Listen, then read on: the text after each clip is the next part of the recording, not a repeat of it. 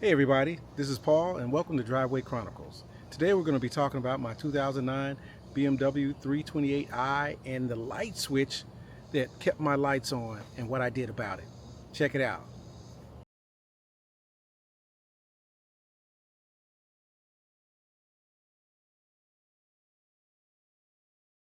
This is the standard light switch that comes with the 328i. It's in my coupe right here, and it only has the fog light, right? So of course this is the vent that's right above it. See that? And the cool thing about this is you only need one small screwdriver or a panel removal clip. You know what I'm talking about, the little red things we use to pop them out. That's all you need. You pretty much take it out with your hands, right? So the problem I was having is that my lights stayed on, the back lights, front lights. So, and I noticed the switch wasn't working. I looked online and I noticed that some of the switches are going for $38. I wouldn't buy those because they're probably on their way out and it's a used item. You can go with a new item that's over $200. So I took it out to read the part number and I said to myself, let me take it apart. So I took it apart and I noticed something. I'm gonna show you just a second. Okay, so I'm about to save you about $200. If you want a new unit, you don't need to go out and buy a new one. I'm gonna tell you why.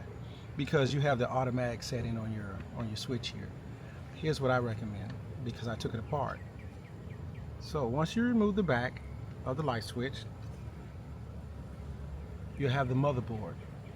And in the center of the motherboard is a little red circle, right? And that circle, that's where your settings go to control your motherboard. So if you were to take a screwdriver like this and adjust your motherboard to make sure it's always in automatic, then you're not forced to go out and get a new light switch yet. All you're going to do is just take this, right? And you'll notice, I don't know if you got to zoom in for this. I'll see if I can do it when I do it later. Notice that there's a number or a letter right around in the blue, and you're going to adjust the red to make sure there's a line on there to make sure it's in that right position so you're in automatic all the time. So that gives you time not to have to go out and buy a new unit unless you have to. Now you'll put it together and you'll test it.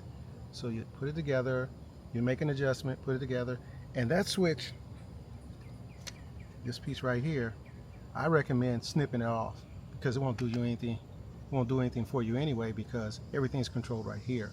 So in actuality, when you buy this whole new unit, it'll have a new stem and a new motherboard, and it won't be worn out. So what it is this is actually worn out. The switch here is worn out, and the back of this is worn out. So this is 2009, all that switching on and off. If you just put it in automatic, you're gonna win.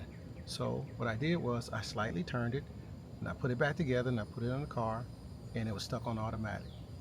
You don't want it to be stuck in a position where the lights are always on. So that's why I did that. So take a look at this again. You got the blue circle, you got the red. Take a small screwdriver. You don't have to do a lot of turning. It's not twisting or dialing it in. You're just going to make it turn till you can see the little letter right there to match it up on the information on the blue part. Okay, let's assemble this, right? I know people are always showing you things. Look at this right here. You got your prongs right there. They go right there. I mean, this is very simple. I don't know why more people haven't showed you a video on it. And they go through the holes right here.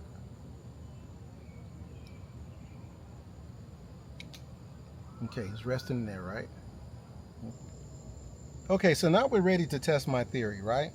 So what I'm going to do is I'm going to assemble it with the clip right there. You can see that with the clip right there. And make sure you hold your finger right here. So when you turn on the car,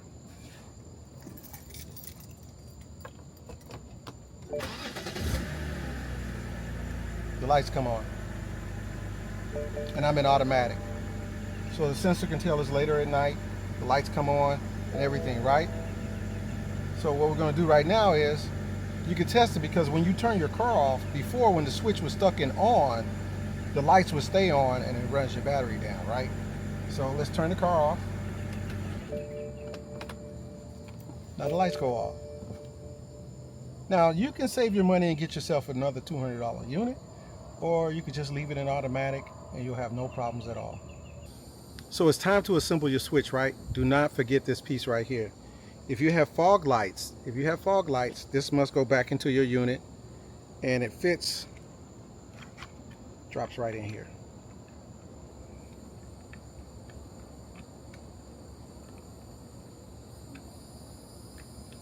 Come on now. There you go. See that? Fits right in there. No screws, nothing. I'm telling you, your whole thing is, this is all you need. This is all you need to snap it from the back, and to snap it from right here and right there and right there. Oh my goodness, just one tool, you know. And so now it's time for me to put it back together, right? And then I'm gonna put this back together. I'm telling you, people don't like BMWs. They made some things very easy, like this light switch.